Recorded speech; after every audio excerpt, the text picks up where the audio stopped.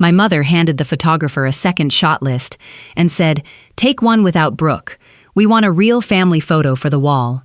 7 minutes later, 12 soldiers walked through the garden gate carrying a framed company print and asked, "Why isn't our commander in the family picture?" My father froze with his arms still around my brother's shoulders. The real betrayal was not the missing photograph. It was the story my parents had spent 10 years building, that I was useful when my service made them look noble and disposable the moment the family wanted a cleaner picture. My name is Major Brooke Ellis. I was 36 that summer, the commander of a fictional engineer company, and the family event was my parents' 40th anniversary dinner. They had rented the back lawn of a restored inn outside Cedar Valley, invited relatives, set up a photographer, and ordered a display board filled with family pictures from childhood through the present. I knew before I arrived that the board would not tell the truth. My parents had always preferred edited history to shared reality. They were not cruel in the dramatic way that television understands cruelty. They were selective. They selected what counted. They selected which child represented success. They selected which sacrifices became stories, and which became inconvenience. My younger brother, Scott, benefited from those selections the way sunlight benefits the plants closest to the window. He did not create the system, but he grew beautifully inside it. Scott was 33, a commercial real estate broker, charming, handsome, and married to the kind of woman my mother described as naturally gracious because she laughed at the right family jokes.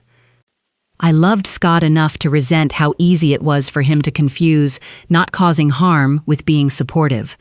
Our parents, Harold and Marilyn Ellis, admired visible domestic success, houses, school photos, traditional holidays, children nearby. I had chosen service, movement, and command. Even at my best, I looked temporary to them. When I first commissioned, my father told me discipline would be good for me until I decided what I really wanted. When I took platoon leadership, my mother said it was nice I was learning responsibility before motherhood. Every career milestone arrived in my family disguised as a phase. Captain was a phase. Company executive officer was a phase. Deploying to rebuild washed-out road networks after flood season was a phase. Then I took company command, and they could no longer pretend the phase was passing quickly enough for their comfort. My company specialized in mobility support, route repair, debris clearance, bridging assistance, and emergency engineering during domestic response operations. We did hard, dirty work that looked unglamorous right up until the road stayed closed or the bridge collapsed. 8 months before the anniversary dinner, the Mason River flood cut 4 towns off from the county hospital corridor. The river washed out 2 feeder roads, undermined 1 small bridge, and trapped nursing home residents on the wrong side of the only reliable transport route. My company was activated to work with county crews and state transport teams. For 6 straight days, we stabilized shoulders, laid temporary matting, moved debris, and built a traffic flow that allowed ambulances, fuel trucks, and evacuation buses to cross in one direction at timed intervals. One of the nursing homes housed my grandmother's oldest friend. My mother told everyone in church that the military had been helping with the roads and carefully skipped the part where I was coordinating the daily route windows that kept those roads from collapsing under panic and overload. I did not need public worship. I did need family honesty. But honesty was expensive in the Ellis house because it rearranged the ranking system. 2 months before the anniversary dinner, my mother called and said they wanted the whole family present because we never have you in one place long enough for photographs. I said yes before she finished the sentence. For a moment, I felt 10 years old again, waiting to be included instead of tolerated. Then she added, "Try not to wear anything too official. We want the pictures to feel warm, not institutional." I told her I would arrive from a civic recognition stop at the county works office and would likely still be in formal service attire. She sighed, the same sigh she used whenever my existence created aesthetic inconvenience. A week later, my cousin Laura sent me a screenshot of the family group chat. My mother had posted the planned shot list for the photographer, parents together, parents with grandchildren, parents with Scott and his wife, siblings, extended cousins, and optional solo images. My name appeared nowhere in the main pairings. I called Mom and asked whether the list was incomplete. She laughed lightly. "Brooke, those lists are just for flow. Don't be sensitive." I had heard that line enough times to know it meant the truth was not going to improve. The anniversary dinner was held on a gold evening in late June. White string lights crossed above the lawn, long tables held flowers, framed pictures, and menus with my parents' names printed at the top in looping gold script. At the entrance display board, I found the edited family history I had expected.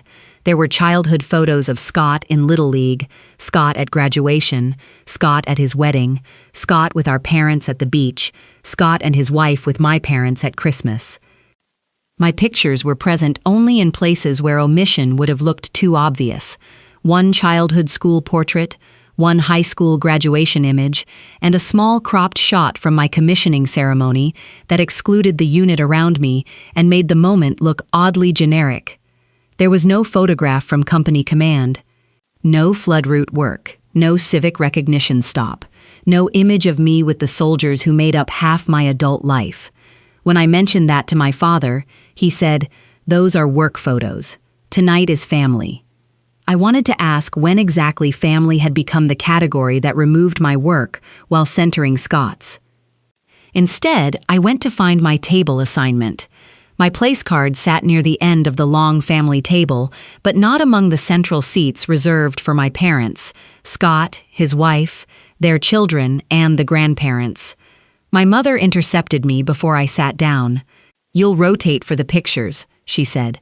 "The middle should feel symmetrical." Symmetrical. Another gentle word carrying a sharp intention. Scott came over and hugged me. He looked uneasy, which meant he had noticed at least part of the arrangement. He said, "Mom is just overthinking the staging." I answered, "She always stages what she values." He winced and looked away. Dinner began with toasts.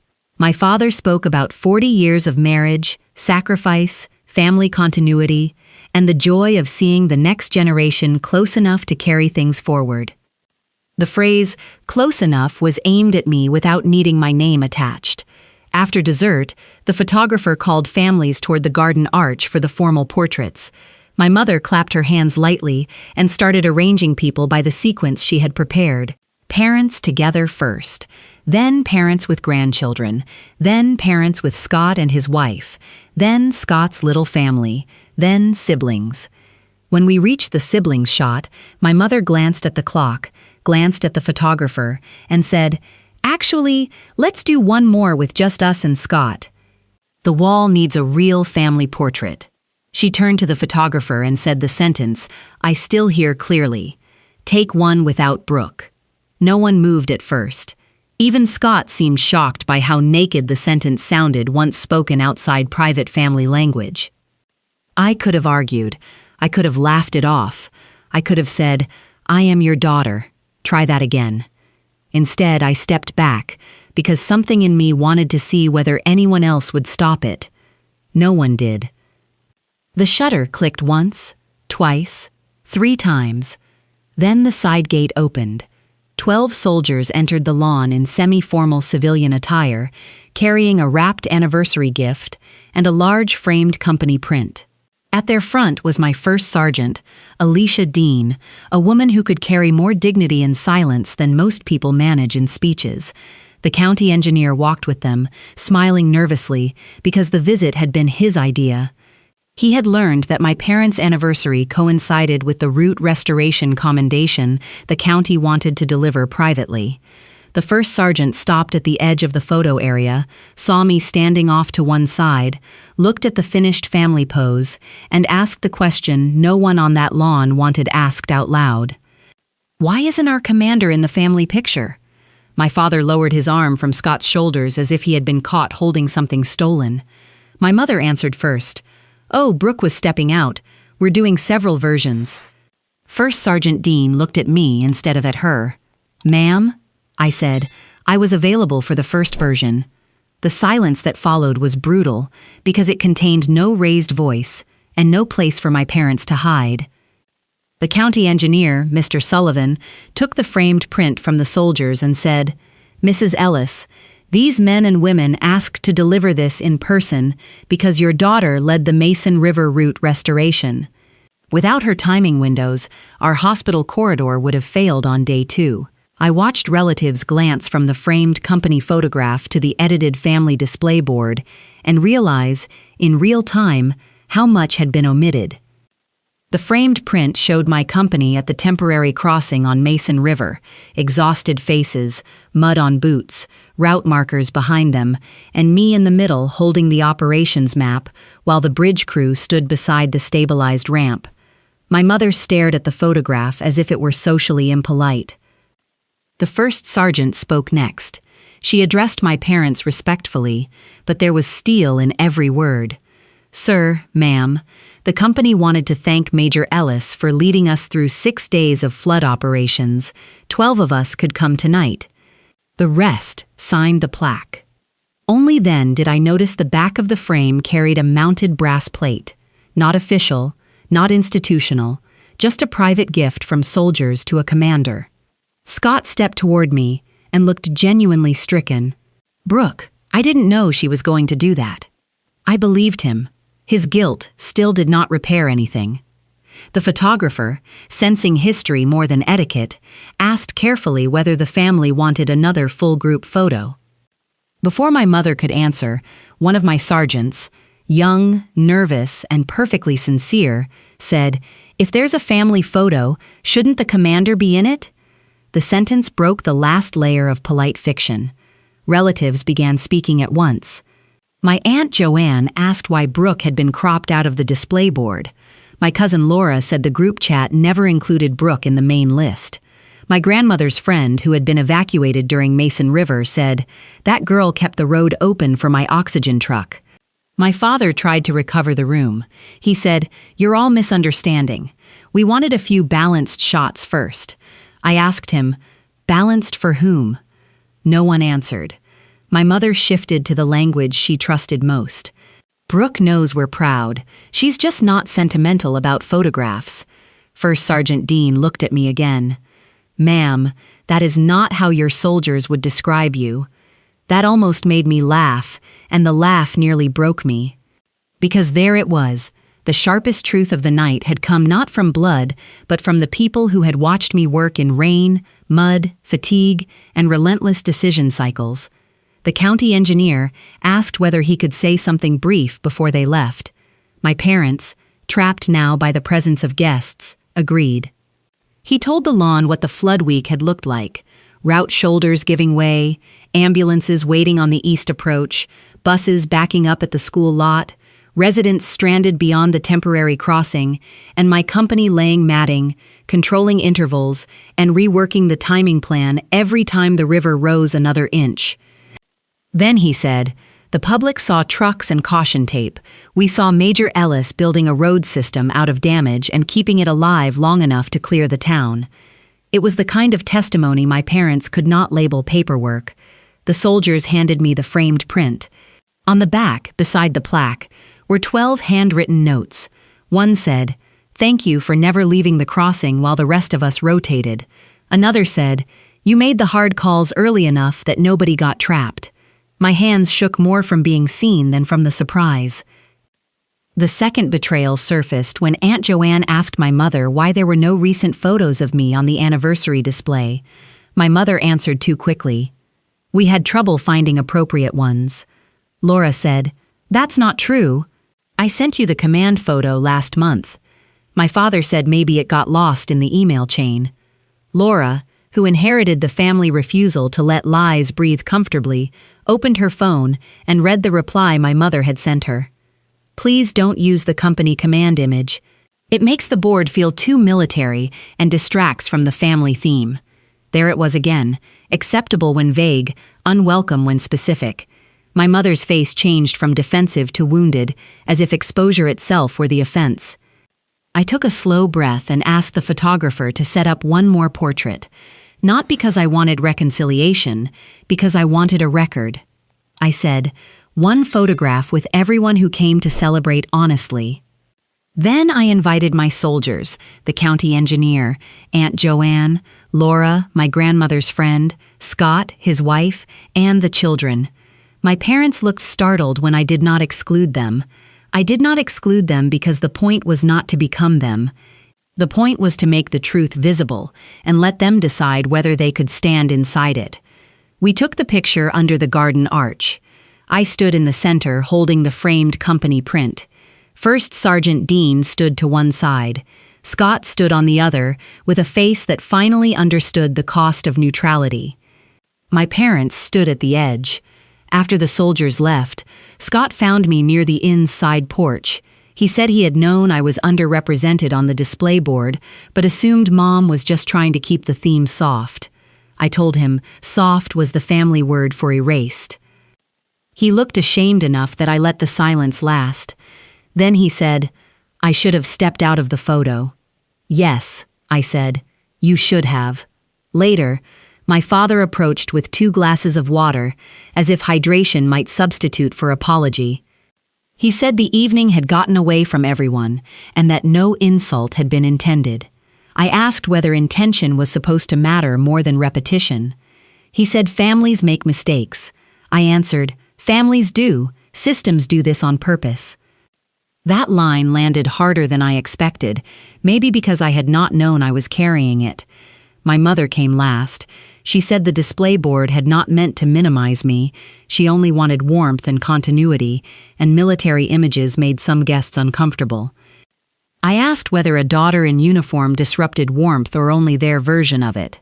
She tried tears then, which were real enough to be inconvenient and not useful enough to change anything.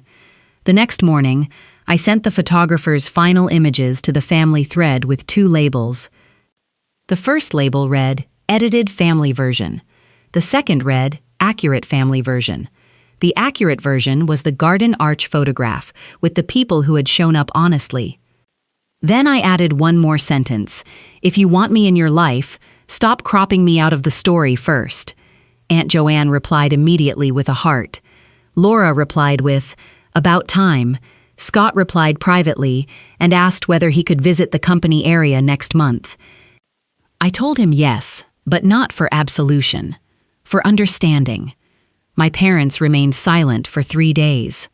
On the 4th, my father sent a note saying he had not realized how deeply the photo issue reflected older patterns. It was the closest he had ever come to naming the system. My mother sent a separate message asking whether she could replace the display board image with the company command picture and the accurate garden arch photo before the framed anniversary set was finished. I said yes, but only if the caption included the truth, Brooke with the company she commands. She agreed. I expected that concession to feel larger than it did. Instead, it felt like a late receipt for something already paid. 2 months later, during our annual Family Lake weekend, the updated anniversary frame stood on my parents' entry table. The accurate garden arch photo was the largest image in the set. Visitors kept asking about the people beside me. My mother had to explain, over and over, that they were the soldiers from my company who came to honor their commander. She was not suddenly transformed, but every repetition trained the truth into the room. At work, the framed company print hangs in my office beside a route marker from Mason River. New lieutenants ask about it. I tell them it was the night I finally stopped mistaking invitation for acceptance. Family can love you and still prefer a version of you that fits their display shelf. Service taught me to stop shrinking for shelf space. My parents left me out of the family photo because they believed family meant the life that stayed still enough to decorate. Then 12 soldiers asked why their commander was missing, and the photograph they wanted became impossible to take without me. Would you have stepped back quietly like I did, or stopped the picture the moment your mother tried to cut you out? Tell me your city and your answer below. Subscribe to Velvet Revenge Stories for more stories of family betrayal, quiet strength, and consequences.